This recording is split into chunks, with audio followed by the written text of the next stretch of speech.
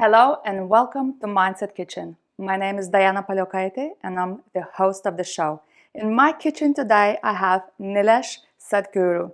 He is a self-mastery coach and a compassion trainer whose work has been experienced by entrepreneurs, film producers, cult DJs, and award-winning founders. And the list goes on this description, and I shall leave to Nilesh to introduce yourself. Hello, Nilesh, and welcome to Mindset Kitchen. Thanks for having me. It's an absolute pleasure. So I've introduced you there a little bit, did not want to steal your glory because you have been everywhere, you have been around and working with incredible people. I look forward to talking about that with you today. But firstly, would you mind introducing yourself a little bit more in your own words? Sure. So I help exceptional humans grow exponentially. And we do this by mastering emotions through the power of compassion. And so that's what I'm really happy to share with you today. We can go into much more detail. I'm glad. That was a very short but brief description. I feel like there's a lot more that we'll have to dig out ourselves, I guess. So thank you, Nilesh. Yeah. And what am I cooking today? Nilesh actually told me that he loves food and he cooks a lot with his family. So no pressure. As we were coming back home from the station, I was thinking, oops, did I choose the right meal? However, he has asked me to cook something very dear for him. And I usually use my intuition, and something quickly came up to my mind that I absolutely love eating. Reminds me of my childhood, reminds me of my home, Lithuania, and I have never had the chance to cook this yet for any of my guests, but everyone who has tasted this said it was absolutely delicious and they felt nourished, refreshed, and felt quite good eating this meal. So this is a cold beetroot soup. It's very traditional to Lithuania. Actually, in Lithuania, we have, I'm pretty sure I've seen on socials now, I've not experienced myself, but there is called Beetroot Soup Day, and the whole city is covered in pink, and everywhere people eating beetroot and wearing pink, and it's like a celebration of the soup. And every restaurant, Lithuanian traditional restaurant, would have the soup on the menu. So the beetroot here that I have, actually, this has been marinated in apple juice, a little bit of acid, like a vinegar, and apple juice, and grated and marinated. That's it. It's very nice, adds acidity, I guess, the apple, and softens the beetroot. So it's cooked and marinated. And then we have spring onions from my garden that will go into the soup. Cucumbers. Now, these cucumbers are British cucumbers. We usually use Lithuanian cucumbers. We even have that. They are short, like pickles, if you see in the jar. Yeah. I was just, actually, I'm going to Google afterwards. It came to my mind. I don't understand why we don't have those raw cucumbers being sold in UK. We only have them as pickles in the jar. Yeah, that's true. Yeah. Because when they're raw, they have a really tasty, refreshing flavor, like watermelon almost, and really crunchy, but we don't have them. So that's the cucumber normally we use for the soup. And then we have an egg in the soup, kefir, and lots of dill. This is the main. And then I'm also preparing Nilesh paneer cubes with coriander chutney. Paneer has been marinated in tikka masala seasoning. So I mixed up all the spices, a lot of spices actually, maybe 12 different spices. The recipe will be on my website, but it's served with cashew and coriander lime chutney. Oh, sounds a bit of salt and lime zest. It's simple, but you would not realize that actually this is just chutney, cashews and coriander, and it goes well together. So I'm going to read the first message, and I'm going to prepare that little nibble for you. Feel free to taste right now or a little bit after the show. So, Nilesh, your first mindset message. Oh, by the way, Nilesh is actually, we're having a mojito non-alcoholic, which absolutely tastes almost identical like alcoholic. It tastes amazing. It tastes absolutely delicious. So, cheers. And the first message is, start with your emotions. Tell me more. Sure. So this looks incredible, by the way. I'm really excited to try all the foods, and yeah, these are some of my favorite ingredients. So thank you for having me. Start with your emotions. Let's actually start with what I said earlier about I help exceptional humans grow exponentially. And what does that mean to you if you're listening to this right now? What I come to realize after being a doctor for 10 years and then moving into the world of self-development is an essential truth that we are all on a journey of growth. And whether you realize it or not, you can do that consciously or you can do it unconsciously. And when you realize that you can do this process consciously, it becomes the most liberating thing. So I mentioned this thing about exponentially. And how can we do this exponentially? By starting with your emotions. Because your emotions guide you to your authentic truth. They're like a chemical compass, and they hold within them the key to your potential, the key to your natural abilities for success, health, well-being, intuition, creativity. So once you start to learn these things, things can get pretty wild in a really amazing way. And I say exponentially because if you've ever heard the story about Chinese bamboo, have you heard this before, Diana? I think so, Yeah. but not entirely sure. Chinese bamboo, or a specific type of Chinese bamboo, doesn't grow at all for 5 years, but gets watered and tended to by the people who are looking after it. And then in its 5th year, it grows 80 foot in the space of a couple of months. And this is what I mean by exponential growth. When you look on this J curve, if you look backwards when you're at the inflection point, it's a flat line. Looks like you haven't done anything. But if you look forwards, it's a vertical line. And so I've been really blessed to go through this process myself many, many times. And I've gone on this, what I like to call it, a journey of inner vision. And then I've worked with these visionaries, these people who have a future-focused vision, a mission to serve humanity. And we've helped them have these amazing transformations from the inside out. And thank you very much. And I wanted to say, if I may ask these kind of questions, Sure. How did it all start? And, Sure, and yeah. you mentioned you were a doctor for 10 years. How did you start this journey? Yeah, so I was a doctor, I was a GP, an NHS GP. I was very much in my dream job. I dreamt of being what they like to call an elbow padded GP, which meant I used to drive past this little village in Hampshire and dream of being a GP there. And lo and behold, my dream was realized and I became a GP at the age of 27. And I had everything externally that you would think of as success. I was in the job that I wanted. I was in leadership position there. I was married, had a house, had a son. And around that time, I was also going through significant challenge. My dad was unwell, he had chronic illness. My son started to have challenges with his development, and then there were issues at this dream place that I was working at. And that was when I like to say that the universe speaks in whispers and shouts. And those are my 3 whispers until I received this patient complaint, and that was a shout. And a patient complained that I was uncompassionate with them. Wow. And the irony is, as a doctor, I've been studying for 10 years. I didn't really understand what this word compassion was. And so I went on this journey of inner transformation, first with the body, then with the mind, then with the spirit. And it taught me these 3 truths. The first truth about the body is that your health depends on your daily habits. So I started to understand, okay, if I really want to help people, I really want to make a difference, be compassionate, I needed to help people with their habits. And then I started to explore the truth, which was, well, why do so many people struggle with their habits? Why do so many people not do what they say they're going to do? And that's when I learned about the mind. I started working with these amazing world-leading coaches. And that taught me that the reason why we don't engage with our habits is our beliefs, our stress-induced beliefs.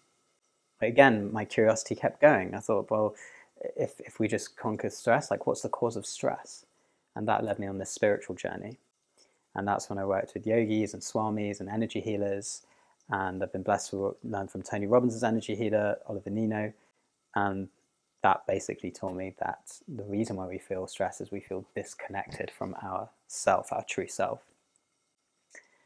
So that's a very short roundabout journey to how I got here. And still sometimes I do feel incredibly grateful and very lucky to be to be doing the work and helping the people that I'm helping right now. But it was not any kind of overnight success thing. It was a very long, windy journey of study and iterations, so many iterations of who I am, and a lot of personal transformation and challenge as well. So Nilesh, many times, as well as myself, we have to almost go through something life challenging that wakes us up. Yeah. And it happened to me. Yeah. With my husband's loss, with my husband's death. And I've gone through a huge transformation. And it's been now 5 years since he passed away. But as you mentioned in Bamboo, I was on the linear for the first 2-3 years. Yeah. And then suddenly, these past 2 years, it was continuous growth. And I'm still growing, as you described. So it was touched my heart right away there, and because I could relate. And many times as well, we experience something like this and then we change our path. But let's say, what if someone is listening to you right now and saying, well, I'm happy with everything, but I know that I'm not in touch with my emotions. Where do I start? I'm going to get to that, but I actually want to ask you a question. Can Yes, I? yes, please. I love when I get questions. Yeah. So you've gone on this exponential journey of growth since your husband's death. Yeah. There's a great phrase which is success leaves clues. So what are for you the kind of principles or the states of being that have helped you the most on that journey? It's almost like my mind has been opened and my heart has been opened, because my heart was cracked deeply with grief and pain. But I knew that it was also open and was ready to receive anything I put in. So I started with meditation, and I did other spiritual stuff and mediumship even, and everything like that. Amazing. Because the curiosity of the pain has put me on this almost explorative path, where I thought, right, I have this pain. What do I do with it? Because I don't want to feel it, but I also want to use it. So I found a way to turn pain into almost gratitude or happiness. Potential. That's one of my phrases. Pain into potential. You've done it. Amazing. Pain into potential. And I sat with myself. And when I was able to actually rewire my brain to create these different pathways, neural pathways, which actually I could connect them right away as soon as I felt the pain. So my body knew, as soon as the pain comes, I will reconnect myself to the new neural pathways that are happiness, gratitude, and huge force to live this life and this chapter my best. So I don't know if I answer your question. You did. It's beautiful. But I'm just going to reflect some of it back, if I may. Please. Yeah, because this is how we'll see. You spoke about where do you start with your emotions, and this is where we'll see it live. You can start anywhere, any place, any time. You don't have to wait for a crisis. This is the beauty of when I work with people. The day-to-day is your playground for growth. Anyway, you mentioned that you're in grief, and you turn that grief into gratitude, and that's what led to your journey of growth. And you worked on your mind and rewired your brain, and did so many wonderful things. But what I'm going to pick up on is this emotion of grief, because you said something really powerful. Is you opened your heart, and people don't realize that sadness can be a superpower. Grief can be a superpower. And something I've really researched and looked deeply into, there was the work of Professor Paul Ekman, who's one of the world's leading light on emotions. He studied it from a deep psychological level. He studied it in different tribes across the world, so it's not just in the Western culture. And he says the purpose of grief or sadness and grief is for reflection, and it's to summon support and aid. And you mentioned all those things. You worked with different people, you sought mediumship, etc. And you had that moment where you, like I say, the universe speaks in whispers and shouts. In your case, is a very, very painful shout you had to go through. Yet I can kind of feel that you are almost even seeing the gift in what happened now, which is a very difficult thing to do. So I wanted to, honor you for that and celebrate you for that. I'm also going to pick up on that because one of the forefathers of, I love to read, and so a lot of the stuff is from books. That's what got me started. And one of the forefathers of coaching, which a lot of people don't know, is someone called Viktor Frankl, you probably know, who wrote Yes. Man's Search for Meaning. And the deeper I've gone on my personal growth journey, the more I realize sometimes all that's needed is one question or one concept, one thing, and that sets you off on your path. He talks about this concept of the hidden gift, which is what he calls logotherapy. And that's what got him through the concentration camps when he was a prisoner in Auschwitz. He started to see, I don't know how he did this. This is a very high level of consciousness from Victor, but he managed to see the hidden gift of being in a concentration camp. And so, yeah, I wanted to recognize all those points in you there. Thank you so much. I'm going to try this. Thank you. Please try. Be careful not to burn yourself. It's delicious. Tikka paneer patni. Tikka masala paneer with coriander chutney. Oh, wow, I had that play with words there. Thank you so much. I actually really appreciate your comments and your reflections coming from you as well. And that is delicious. Excuse me to interrupt, it was really yummy. Thank you so much. Good crust. Yes. Great chutney. I want it to be almost slightly burned. It needs to add that flavor because paneer could be quite bland if you don't use it. Off camera, Diana was worried I was going to be too judgmental about her food, but she forgot that I'm a compassion guy, so I would never do that. Thank God. Thank God. It's so yummy. Really, really yummy. Thank you so much. Feel free to enjoy anytime. And it's always really hard to say, I feel like this is now a gift, but let's just say you're in a position you're not able to change anything whatsoever. The only thing you can change is your state of mind and your state of heart. Yeah. And that was the gift for me, to be able to change that. Yeah. And to learn to change that and then share with others. And I think the reason Mindset Kitchen was also set up because I wanted to share, because it's not meant to just sit with me. Like, we all learn so many things. You are here to share, to spread the word, to do good, to do my bit good in this world. And I think my husband would have wanted me to do that good, because if I have gone through something like that, every other person is going through grief right now. Thousands of people grieving. And it doesn't have to be a long, painful journey. Because the pain goes alongside love, and it will always be there. We accept that actually pain is not supposed to go away, ever. It's supposed to be there for you to acknowledge and to use it in the right way. And I still hurt, but my hurt now is with gratitude, appreciation, and almost love the pain, because the pain will love you back. That's it, absolutely. Yeah, and you've hit it there. I didn't even need to explain the methods. You've got it all there. Thank you. That's it. And closely linked with grief is fear as well. When someone dies and someone that you love dies, you are faced with your own impermanence, your own mortality and humanness.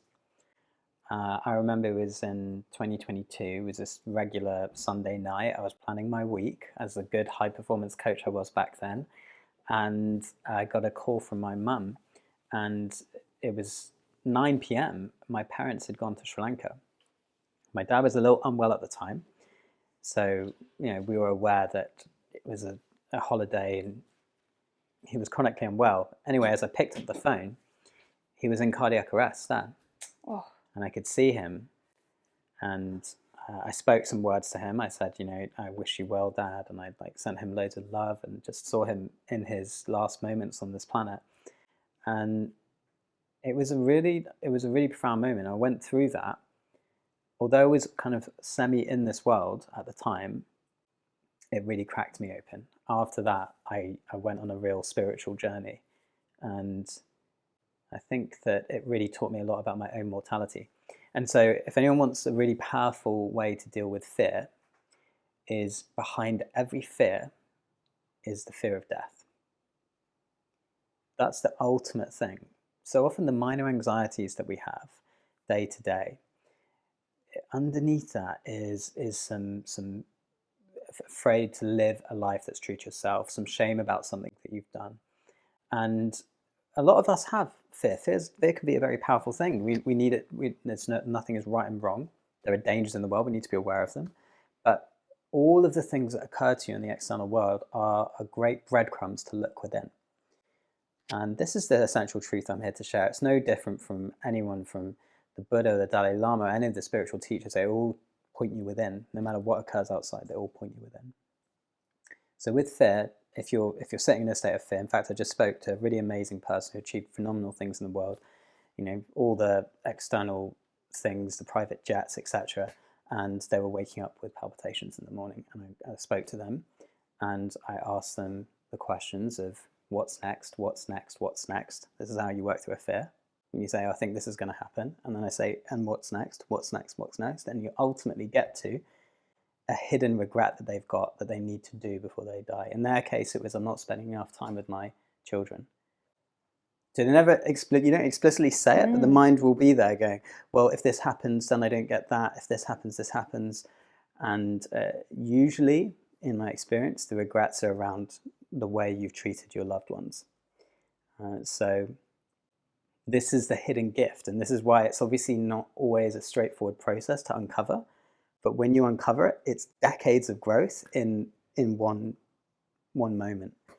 And so we've dealt with fear and grief. These are important things. That's powerful because many times probably people say, I have a fear of, I don't know, spiders or fear of height. But actually those fears also stem from something else and something else. Exactly, yeah. So it's a very good point that you brought here, and I hope people actually can reflect on their own fears, not as straightforward, to be honest, because I start thinking of my own fears, which, funnily enough, when my husband died, lots of my fears died with him because I became extremely brave, confident, and I became almost fearless. I used to say I'm invincible. And that's because if I've gone through that and I've lost him, and that was the most painful thing in my life, I can do anything.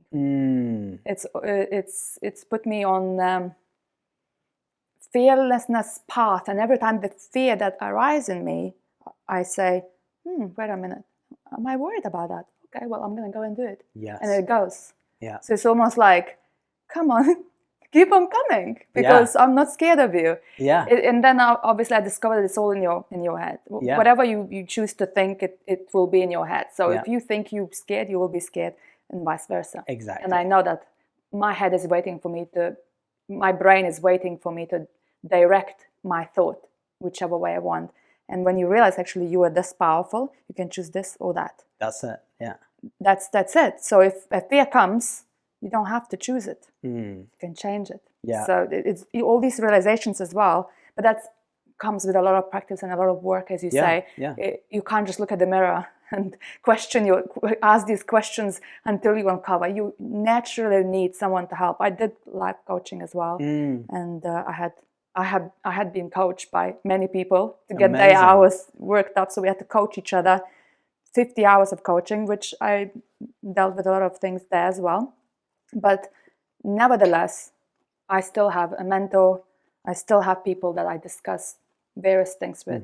And that's, I think, that growth, acknowledging that you always will grow faster with someone else by your side, helping you, guiding you, wishing you, and questioning the right questions. Exactly, because, you can't see what you can't see. Exactly. A lot of the work I do is acting as a mirror. Acting as a mirror of compassion for people. I... Mirror that talks back. Exactly. I help powerful visionaries just remind them the power of compassion that was always within them. And it's also about helping them understand that, what you avoid is what you miss out on for growth. Exactly. What you feel, you heal. Couldn't help myself. That's it. That's a good one to end.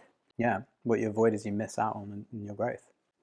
Thank you for sharing that. That was perfect little sentence to end, because I feel like we could be talking here all day and the time is going and running away from us really fast. So I'm going to read your second message. Yeah. But before I do that, I'm going to explain, because we have people here listening and watching. Those who are listening, there'll be quite a lot of chopping right now, chopping and a bit of frying. So what I will be doing, the cold beetroot soup is served with, I boiled these potatoes in the morning. So these are pre-boiled potatoes with a bit of potato seasoning, which I have here, which is Lithuanian as well. So I don't really know what's inside here, but I think it's salt, stock, powder, and things like that. It makes the potatoes even nicer. So I'll be frying these potatoes to go alongside beetroot soup. And I'll be chopping spring onions, cucumber, and dill, whilst you will be talking about your second beautiful message to do with emotion. Don't see your emotions, feel them. Tell me more, please. So, the most important thing I can share with you today is the biggest problem that we're all facing in the world as humanity, all of us, is emotional denial. And when I say don't see your emotions, the SEE actually stands for something. It stands for suppress, express, and escape. Okay, so if you suppress your emotions, over express your emotions, or escape them, you actually miss out on feeling them and gaining the wisdom of your path, your truth, your purpose. So let's break this down a little bit more in some real relatable examples, because we all do this. You might be sitting here going, oh yeah, Nilesh, sure, so you never suppress your emotion. Of course I do, we all do, we're all human. But it's I want to scream right now out of excitement, so I am definitely suppressing. So if we talk about escaping, first of all, okay, we need to remember the S's of escaping. And this is really hot right now in the world that we're living in and social media. People are talking a lot about this neurochemical called dopamine, and there's a lot going around about screens and social media, but we tend to use those things as an escape. So you've had a really long day at work, you've had a difficult conversation with someone that you love, maybe you found out some unexpected news. What do? We reach for sugar, we reach for social media, we may even use porn or sex to numb our feelings or suppress, escape them. Yeah. And all I'm going to say to that is not that you should never do that. So I'm not that kind of guy. I'm not here to say you should never do something you should do. All I'm asking you to do is bring awareness to the moment. And through Heisenberg's principle, through the power of your own awareness, you'll naturally be less controlled by those actions. So you're actually becoming more free, which is what we all want. All humans want to be free of our own minds, free of our own emotions. So just becoming aware of it is important. How do you do that? Sorry. We'll go through that in a minute. Okay. The suppress. Sorry to interrupt. The suppress is, no, it's okay. Suppress, you can do that consciously or unconsciously. And this is what I noticed as a GP. So suppression often manifests in the body. Migraines, high blood pressure, headaches, gut issues, skin problems, the whole lot. Why? If you think about it, if we suppress our emotions, we actually are putting ourselves into what is known as the sympathetic state, the accelerator pedal of the nervous system. So we're not using the parasympathetic or the brake, which is our natural healing state. So we're stopping our healing state. Why? And I know, I've been there. The emotions are so overwhelming to deal with it. You get some really difficult news. Maybe you've got fired from your job, or maybe you've just lost a big business deal. Whatever it is, it's something unexpected and you feel in threatened danger. So what do? You suppress it and you just push it down. You don't admit the truth of it. You don't say, as you beautifully said, Diana, like, I am grieving. This is painful. This hurts. Then overexpress. And this is a really big one I work on with clients. I work on it myself. It's one of the hardest things to get right. But have you ever done this before where I don't know about your parents. Are they well? Are they around? Are they... Yeah, so my parents are divorced. My mom is here and my dad is still in Lithuania. Okay, amazing. You speak to them, and yeah. So have you ever kind of called them up and say, oh, you know, Mum, I'm really excited about this podcast I got going on. You share a bit of information about your life, etc. Have you ever done that with your parents? Yeah. Yeah, and then sometimes they come in with their judgments and they say, Yeah. "No, you should What do is this." it? How much money are you gonna get? Right, I'm like, exactly. oh, Okay, mom, exactly. that's not like that. Exactly. So sometimes, especially when we're in like the dynamic of with parents, we overexpress our emotions. Okay, so we maybe something really challenging happens or something really exciting happens, and we overshare. Basically, we share a bit too much. We put ourselves out there, and as a result, we actually sometimes don't ground and process the emotional experience ourselves.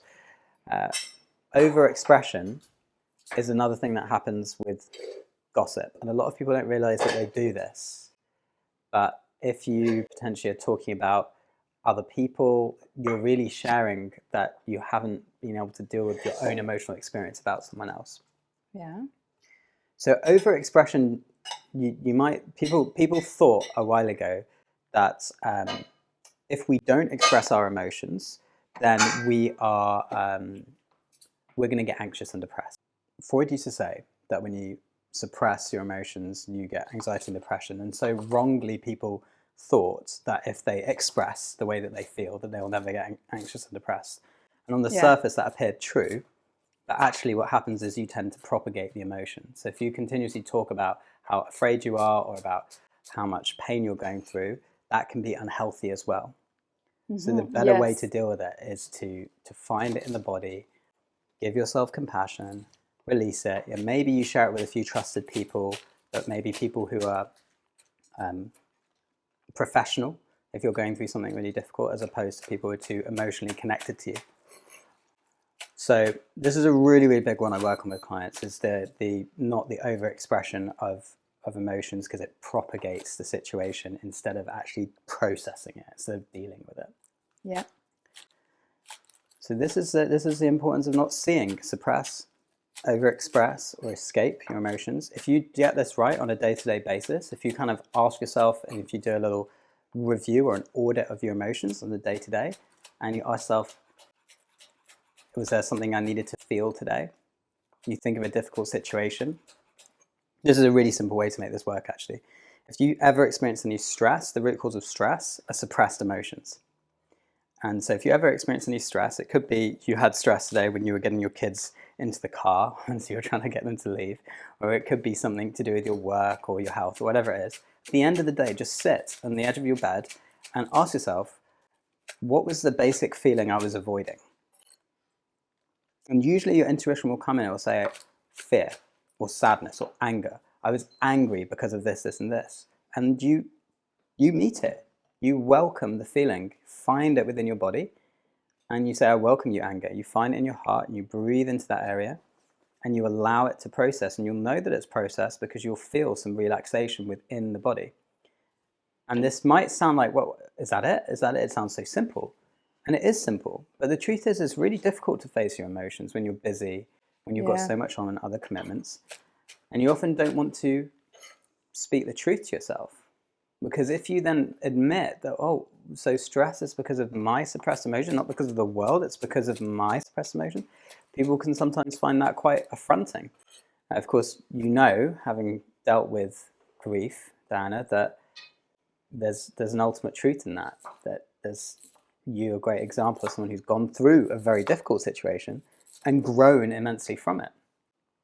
And so there's a makeup to that, which is basically our willingness to lovingly, this is important, compassionately and lovingly take responsibility.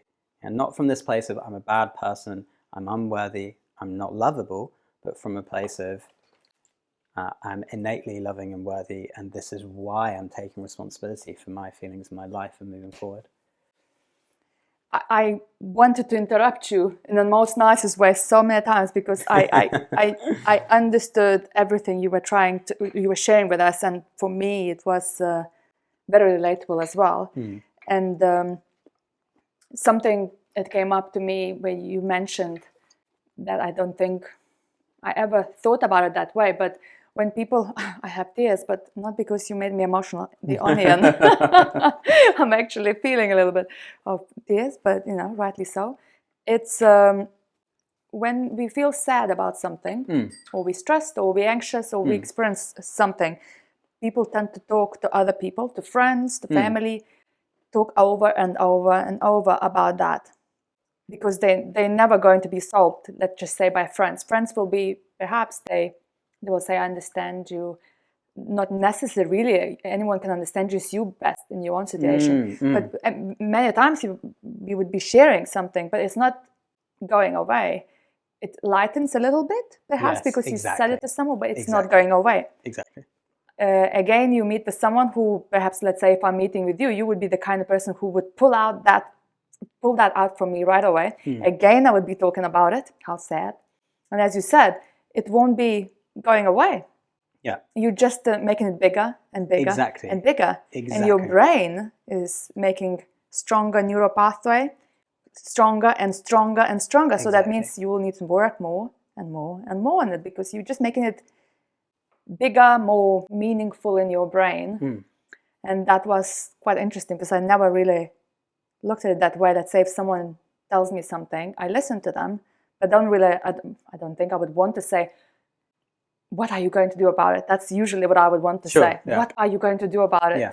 Because it's there. You don't want it to be there again. Yeah. So it's a very good point you brought, that it's not necessarily going to go away. It's going to expand. And look, I understand, because I've gone through some really difficult things in the last few years alone, and I needed to overexpress and suppress and escape. So I've been there. Sometimes it's okay if you're going through an emotional crisis. Maybe you got a divorce or a death or something, or a really bad illness. If you're going through an emotional crisis, these tools of suppressing, escaping, or overexpressing, they're actually helpful, because they slightly, as you said, slightly and temporarily lighten the load. Yeah. But ultimately, these are instant gratification tools. These are things that make you temporarily better, but don't serve you in the long run, because you're not facing the truths that need to be faced. And it's painful, and it's really hard, and I've been there. But, you might ask, why do we overshare? This is a big one. And there's a big one that's been present in many of the clients I work with. If you're an empath or a visionary or someone who feels a lot of emotions, you tend to be an oversharer as well. And I definitely have fallen into that category. And I remember someone told me a really powerful story that when they were younger. They were about 7 or 8 years old, and their parent used to drive them to school for 30 minutes in the car. And not in a mean way, but the parent used to say, you have to talk to me. And you have to tell me everything about your day in school. And they would make the child look out of the window and not look away. And so I remember someone shared that with me, and they had the massive insight moment of like, oh, wow, that's why I overshare, because it wasn't safe for me to not overshare. Wow. Yeah. And so that's one reason. Another reason is external validation, of course. That we certain people, especially if you're an empath, you may seek that validation unconsciously from others, and so these are really important things to look out for if you want to grow exponentially and quickly. Because another thing is that emotions are contagious. Oh, definitely. And this is proved by research from Harvard in a really famous book by James Fowler and Nicholas Christakis called Connected. Voting behaviors are contagious. Emotions are contagious. Obesity is contagious. So what do? If we really understand that truth, then if we are going through some pain, initially it's okay. You want to share it with people, but we also don't want to pass that energy and emotion on, because it's contagious. Yeah. And we want to be aware of dealing with our situations and our pain with professionals where we can. I agree. My past 5 years have been very consciously choosing who I was spending my time with. Good, yeah. Mainly because I can feel everyone. I can feel their emotions, especially now that I've opened my heart. I connected spiritually. That made me even more to feel people's emotions and energies. And as soon as I would walk in the room, I already know what emotion is the biggest emotion in this room.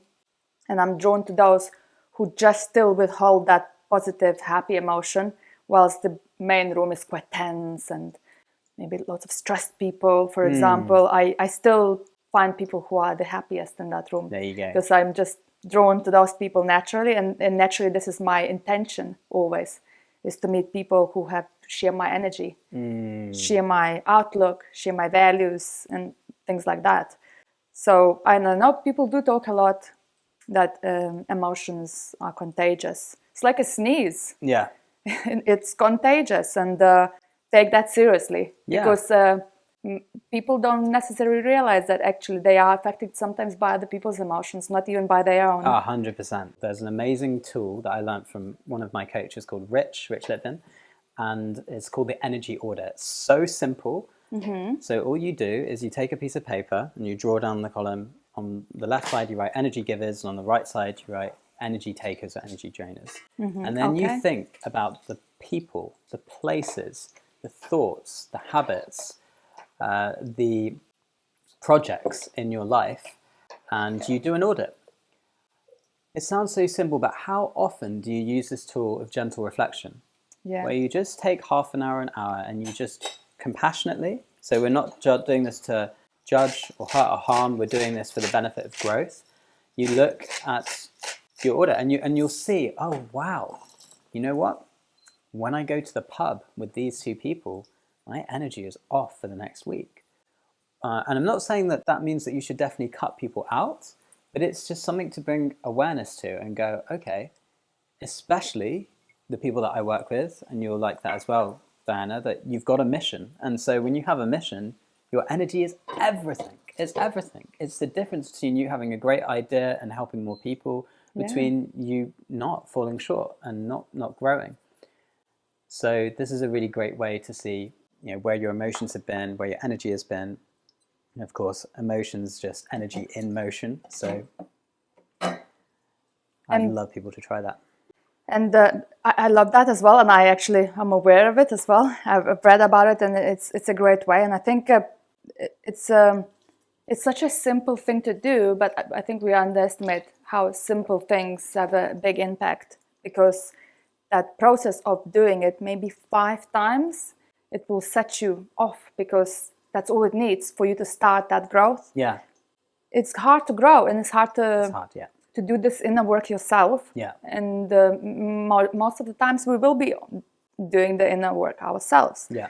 And whilst the process is long, produces no fruit, bamboo doesn't come out for a long time. Yeah, exactly, yeah. It's not going to harm you, let's just say that. So it's understanding it's not going to harm you. The process is long, but the fruit at the end is going to be worth everything. Yeah. Because what we're doing is pan is splashing. I'll take it on the lid. So it's smelling great and looking great. Because what we're doing is we adding tiny miniature improvements, let's say on your mind, not necessarily even improvements, change, tiny miniature, that incremental growth will have such a huge impact. And that's what I've started. I started with pain and grief, but I kept on going. I was so committed to feel joy, feel happiness. And because I had my son staring at me with these big eyes, unbeknown to him what's going on, I didn't want him to feel my energy. Sure. Right? Yeah. I didn't want him to experience my pain, because he will not realize what he's experiencing. But obviously babies feel a lot, and they just don't know. And for that reason, I thought, I do not want him to feel my pain. So how do I project joy? And actually, when you think about it, you want to do that. You try, but it's not going to work like that. You have to really work inner self, so it comes out naturally without you even thinking. It's that. Well, I got to commend you, because what you've done is amazing. I've seen Lucci a few times today, and he's an amazing little boy. He reminds me of my son, but I can see he's very attuned to you. And from the physiology and from my kind of medical background, I know that that's amazing feat that you've managed to achieve of going through growth, because he's 6, right? So the grief you went through was when Lucci was 11 months. 11 almost months. a year. So that's a really crucial period for social and emotional development. And so we actually develop our emotions through attunement with our caregiver, primarily the mother. So it's really powerful that you shared that. I'm going to touch on something you asked earlier, which is, okay, I'm feeling really happy. Like, why do I need to start with my emotions? Or You know, why do I need to grow if I'm feeling happy? And it's a really, really great question, and probably the most important thing I can ever say to anybody is there is no limit to the amount of happiness and joy you can experience. And when you truly feel that, there was a moment not long ago where I had flown to America to go and do an intensive for some clients I was working with. And I was walking down the street and I just had tears of joy streaming down my face. And I was thinking, this is so wild. I can't believe I'm doing what I get to do. I do love. I've traveled across to another country to help people, helping other people. And I really want people to understand this concept of continual change and growth.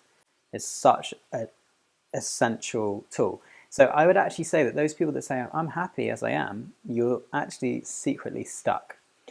And the reason for that is that if you ever feel stuck, or if you ever feel blocked, or like you can't go to the next level, there's something that you're desiring and it just feels out of reach, or you feel like you're doing something over and over again and not improving, here's the truth. Here's the one question you've got to ask. What's the payoff I am receiving for staying the same? Mm-hmm. Good question. And it's quite difficult initially to think of this, but the payoff is often in connection. You might fear losing connection from your loved ones. You might fear losing safety or security, or you might fear pride. You might fear losing significance. Right? I'm giving you a framework here because a lot of my work has gone through a lot of deep research of psychology and the mind and spirituality, and so I give you that framework that these are the three core fears: safety, love and connection, and significance. And so if you use that framework, you will see, okay, wow, the reason why I haven't applied for that next job or started the business or gone for that next project is because secretly it feels unsafe to me. And so then once you see that, that's again how you get these decades of growth in a short period of time, because once you see it, you cannot unsee it. And then you can there's another law called the law of sensitive dependence, where you just take a 1 degree turn in the ship, and then, by the end of your journey, you're in a completely different destination. Yeah. So that's the power of some of this important work. What is the payoff I'm receiving for staying the same? Wow, that's a powerful question. Because, when people say there's always space for improvement, Yeah. we always can continue growing, Yeah. And sometimes I'm referring back to my past. When I thought I was happy, now I'm looking back, that was not happiness. Right, exactly. So when we say we are happy, how do we know what is happy? And let's say, how do we know if that's not the happy that you want to be? I actually done a video on this, and it's called Signs That You're Mastering Your Emotions. And it's really interesting because I think the key to exponential growth and success I define as intentions realized. Okay, so the key to you basically having a feeling of fulfillment of your desires is knowing when you are on and then going big when you're on. Because we're never on all the time. So these are some of the signs. The first one is inspiration and implementation happen like on tap. You just feel completely inspired. You're getting ideas and creative ideas, and you're able to implement them quickly. Why? Because you're connected to the true self, and the voice of self-judgment and self-doubt is not there. It's gone. Another one is that time seems to dilate. You can either be lost in hours of deep work or study or in a conversation, or time can be fly by, or it can take a really long time. Another one, which I have experienced a lot, is you feel this buzz around your body. Now I know this to be energy or kundalini or the energetic body awakening. You may have experienced a similar thing. When after my father died, I had many such experiences, and the more I went deeper in meditation, I realized that that's energy, life force energy flowing through you. That for me is my most reliable sign. Clearly, soon after that is a general kind of, I like to call it like a relaxed joy, where you just is a gentle smile that accompanies all activities. So all of a sudden the cleaning doesn't feel like a problem, or taking the washing out doesn't feel like a problem, or all the things that you usually go, oh my God, I've got so much to do. You're smiling in them. You wake up smiling in the morning. Now you might listen to this and go, this guy's nuts. Great, really? I can wake up smiling in the morning? Seriously? Because I know so many people don't. But that's actually, those states are possible. Yeah. I'll give you one more as well. Generally, if you're someone who meditates and you experience a deep relaxation and a deep kind of peace within yourself when you meditate, the purpose of meditation isn't just to be like that in meditation, but it is to cultivate the self, to know the self, and take that outside into the real world. So another way to remember if you're happy is ask yourself, does this feel like it does when I'm in a deep meditation? And if it does, you're aligned. So there's many other signs, but these are some of the ones that I would recommend.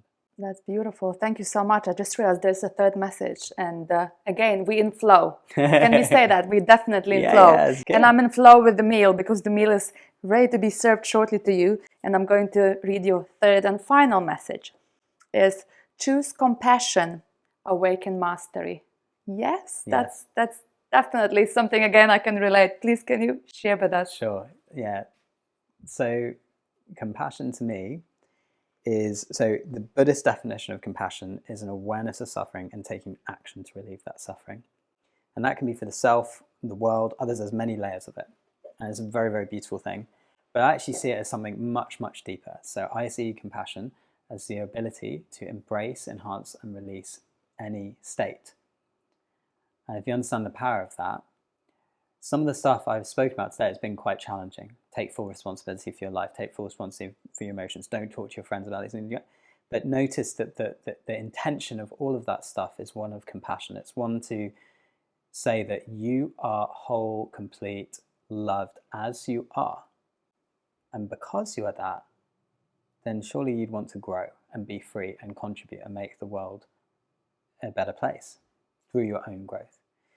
And this is why I put the choose compassion first. And no matter where you are, what you've gone through, where you've been, if you start with that, if you start with your emotions and you choose compassion for yourself, then naturally you'll awaken your ability, which I mentioned, for creativity, intuition, growth, freedom, success, health, wealth. Everything flows from there.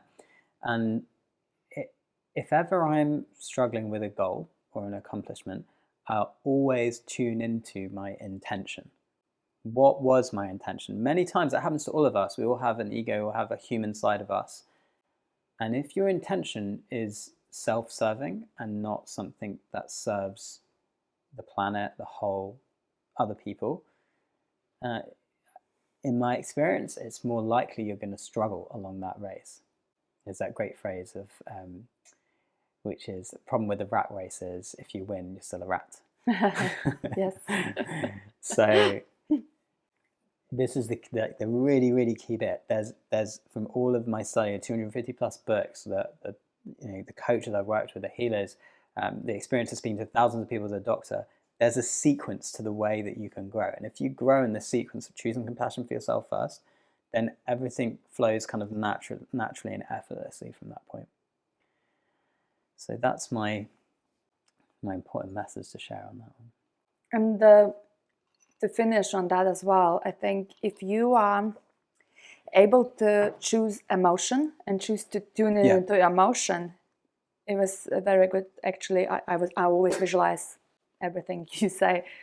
I saw that emotion is not just one thing. Let's say energy and emotion. It's not never walking alone, as you say. Yes. It has so many components that the life opens up and brings to you once you choose that compassion, once you choose to tune in to your emotion, because it becomes like a gift. Yeah. It's all there to be discovered and it's flowing through you. So it's quite powerful. Yeah. That's what I'm trying to say. I think it's so powerful, and that's why your messages really say, choose that.